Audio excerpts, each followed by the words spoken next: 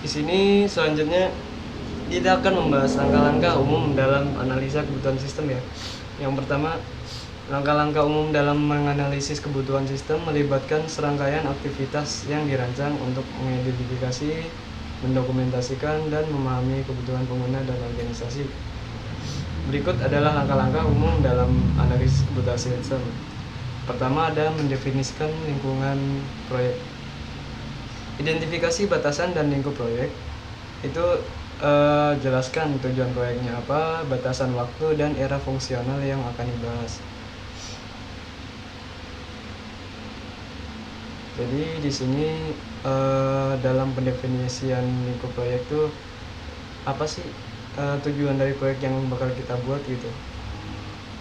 Ada apa aja tujuannya.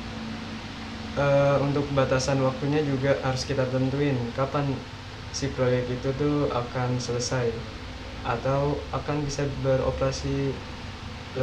Mungkin bukan beroperasi ya, lebih tepatnya apa ya namanya, bisa trial.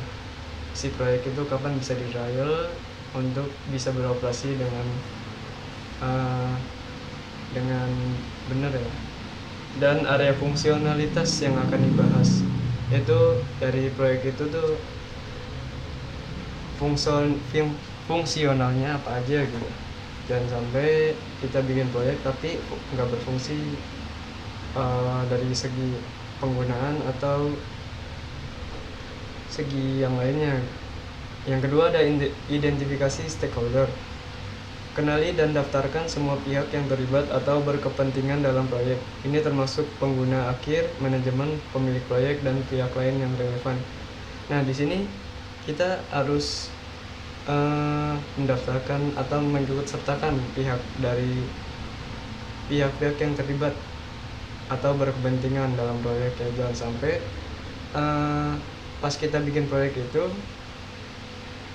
pihak-pihak yang harusnya terlibat malah nggak diikut sertakan. Akhirnya pas kita lagi bikin proyek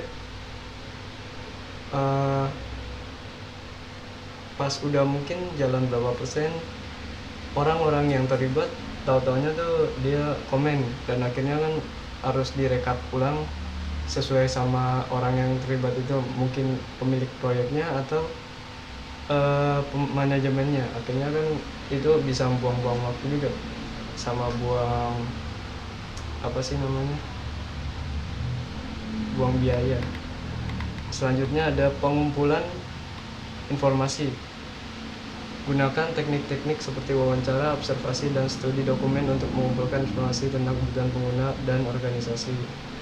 Di sini kita harus ngumpulin informasi dulu ya, nanya-nanya apa sih namanya project mau kita buat tuh apa, fungsinya buat apa, terus kegunaan dari project tuh apa aja gitu. Jangan sampai kita udah buat projectnya dan akhirnya project yang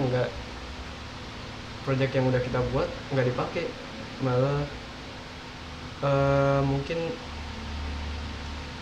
jadi proyek mangkrak ya. Terus selanjutnya ada analisis informasi. Proses analisis data yang telah dikumpulkan untuk mengidentifikasi pola, tren, dan kebutuhan utama.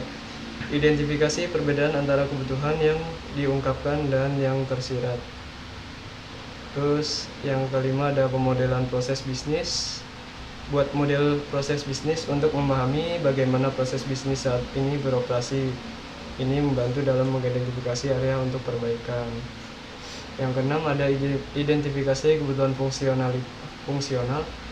Tentukan kebutuhan fungsional, yaitu apa yang sistem harus lakukan. Gunakan teknik seperti use case diagram untuk mempresentasikan secara visual kebutuhan pengguna. Yang ketujuh ada identifikasi kebutuhan non-fungsional. Identifikasi kebutuhan non-fungsional seperti kinerja, keamanan, skalabilitas, dan lainnya. Pastikan kebutuhan ini mencakup aspek-aspek penting sistem yang tidak hanya berkaitan dengan fitur fungsional. Yang kedelapan ada validasi dan verifikasi kebutuhan. Pastikan kebutuhan yang diidentifikasi dapat diidentifikasi dan divalidasi. Verifikasi melibatkan pengecekan keabsahan kebutuhan, sementara validasi melibatkan konfirmasi bahwa kebutuhan memenuhi harapan pengguna. Yang kesembilan ada dokumentasi kebutuhan. Dokumentasikan kebutuhan dalam bentuk yang dapat dimengerti oleh semua pihak terkait. Gunakan template dokumen kebutuhan yang biasanya mencakup deskripsi kebutuhan, prioritas, dan kriteria keberhasilan. Yang ke-10 ada pengelolaan perubahan kebutuhan.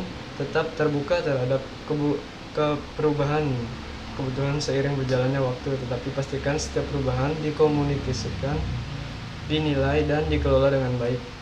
Validasi bersama stakeholder. Lakukan sesi validasi kebutuhan bersama stakeholder untuk memastikan bahwa kebutuhan yang terdokumentasi benar-benar mencerminkan harapan mereka. Yang ke-12, memantau dan memelihara. Pemantauan terus-menerus kebutuhan selama siklus pengembangan. Dilakukan pemeliharaan dokumen kebutuhan jika ada perubahan signifikan atau pembaruan yang diperlukan. Langkah-langkah ini membantu memastikan bahwa tim pengembangan memiliki pemahaman yang jelas tentang apa yang harus dibangun dan memastikan bahwa solusi yang dihasilkan akan memenuhi kebutuhan pengguna dan organisasi. Oke, sekian penjelasan mengenai langkah-langkah umum dalam analisa kebutuhan sistem ya. Jadi pada dasarnya untuk menyusun sebuah project atau sebuah sistem tuh harus ada langkah-langkahnya, prosedurnya, nggak bisa langsung jadi gitu ya. Harus ada tahap-tahap yang harus kita jalani, jangan sampai tahap-tahap itu kelewat dan akhirnya malah bikin project yang akan kita buat hancur gitu, karena fondasi yang awalnya harus dibuat malah nggak kebuat. Oke, sekian. Terima kasih. Mungkin kurang lebihnya mohon maaf kalau ada penjelasan yang kurang berkenan. Oke. Assalamualaikum warahmatullahi wabarakatuh.